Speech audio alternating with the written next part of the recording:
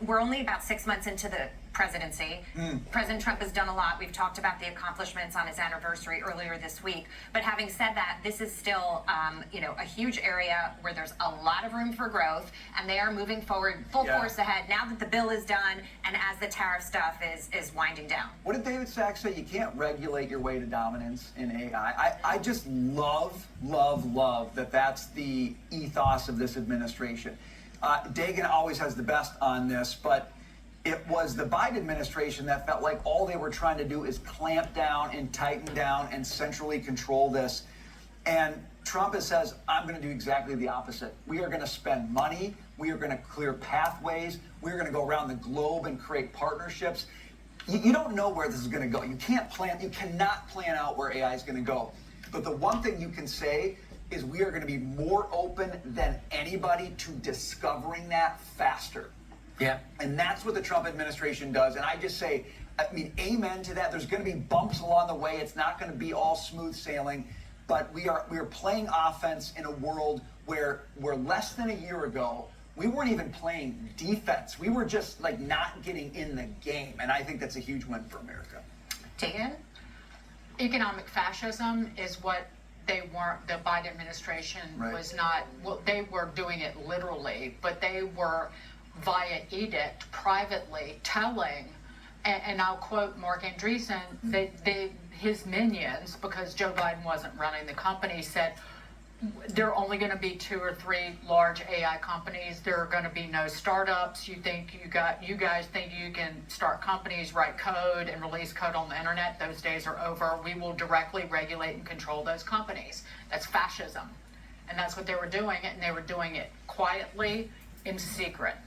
It is frightening to me. Can anybody read that quote? Go listen to that podcast and read that quote to anybody in this country, anybody in tech, and it is,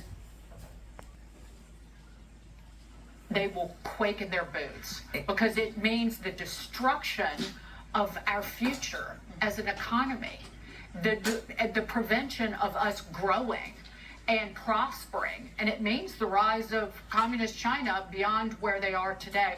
One thing I do want to mention, so Albemarle County, Virginia, it's where Charlottesville is, the University of Virginia, that hub of liberalism. This is what I don't, with this AI announcement, that the government, the federal government, cannot or will struggle to rein in or control, and that is the not in my backyard attitude toward these data centers. Albemarle County has already sent out a notice to the residents of this very, very, very rich and fancy county. And by the way, the Trump Vineyard is in Albemarle County. That saying, we are proposing ordinances about data centers, about cracking down on trying to essentially prevent these AI data centers from being put up in that part of Virginia. They're looking north up Highway 29 toward Virginia, areas like Loudoun County, Ashburn. There are already data centers there, general data centers, not necessarily artificial intelligence, but where these companies are looking anywhere that you can get space and access to electricity and power for cheap. And so Albemarle County and the libs that run it are looking north and saying, uh-oh, we better look out. This is something that the residents are going to have to kind of push back on. And I digress, but these data centers, although they might not create a lot of jobs, but you will have AI companies that come in with their own power development and resources, but also these create skilled labor, say like electricians. You have to have jobs for maintenance, high-paying jobs, HVAC, server techs. So I don't push back on that. I don't necessarily agree with this.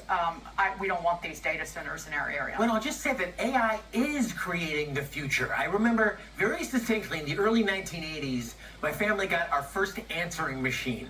And all of a sudden, it was like life had changed. You didn't have to wait by the phone anymore. This would take a mission. And this is exactly what we're seeing now with AI. Life is changing thanks to companies like these. And, this notion of, regulation and states need to crack down. I wonder, how far would the Wright brothers have gotten if the FAA had existed Right, back then? yeah. How far would Steve Jobs have gotten with his innovations, or Thomas Edison? So hats off to the Trump administration for doing whatever they can to try to protect the innovators that are truly powering our economy forward. I want to bring this back to the markets with you, John, because we were talking about a company